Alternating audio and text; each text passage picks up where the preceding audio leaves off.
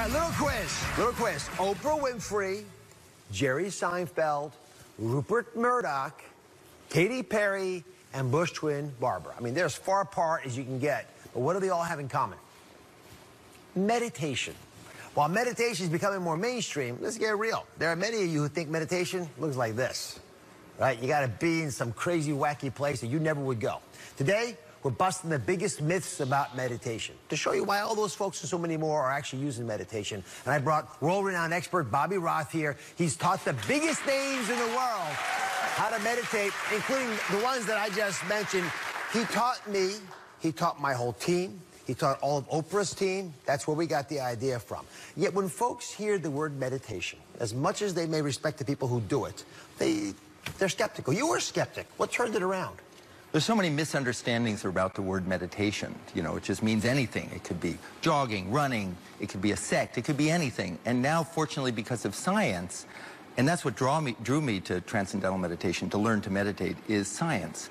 I was anxious, I was feeling under pressure, I needed more energy, I needed to be able to focus more. I didn't want to spend my whole life taking medications. Medications have a role. And someone told me about meditation, and I thought, I'm a skeptic. You know, and they said, well, you can be skeptical, it still works. And so I tried it, I learned it, and it would change my life. Can we bust some myths?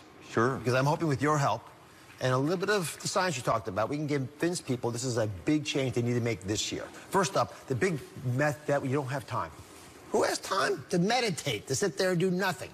Some people think it takes hours and hours. Does it really take that long to see the benefits? No, the benefits, well, again, there's so many different types of meditation, but meditation properly understood in practice is very simple to learn, and the results, according to research, should be pretty close to immediate within the first day or two. All right, let's spend a few minutes on this. So what's the science say?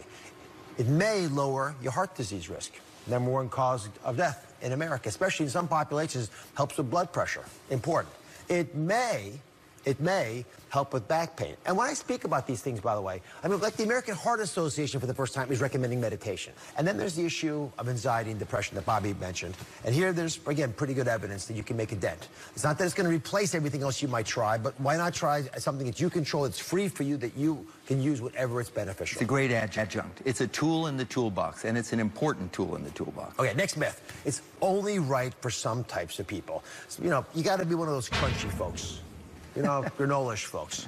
You've been doing this for 45 years and been busting that stereotype probably daily. Well, I teach heads of companies, I teach cashiers in family-owned businesses, I teach military generals, and I teach veterans with post-traumatic stress. I teach school teachers, everybody, because everybody, the reality is, we're living in an epidemic of stress. Take a look just at some of my guests who have said that it's helped them. I do transcendental meditation. Lie on the floor and look at the ceiling and just meditate. One thing that I've continued to do is meditate. I stumbled on meditation. What meditation does is give you a different relationship to the voice in your head. I usually do some sort of meditative, prayerful moment. The next myth is you got to meditate sitting like this, still, cross-legged, erect posture. I mean, I've struggled with sitting all my life. I'm just a bad sitter.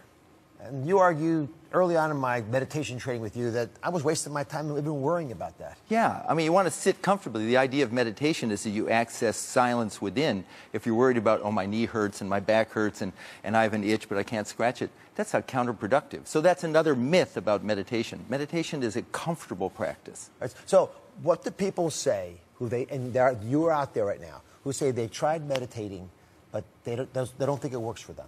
There are different types of meditation. There are meditations that are very difficult to do. They're called focused attention, where you concentrate and try and clear your mind of thoughts. And that has an outcome, but it's not relaxing. The second type is open monitoring, which is like a mindfulness practice, where you're observing your feelings, your breath. And that is like a dreamlike sort of state that can have value. And then the other third is transcendental meditation, which is just an effortless practice to experience silence within. If you're doing a meditation that you're not enjoying, try another. Yes. Don't just give up. It's too important. Try another. If you really want to learn about this, well, Bob's got a fantastic new book out.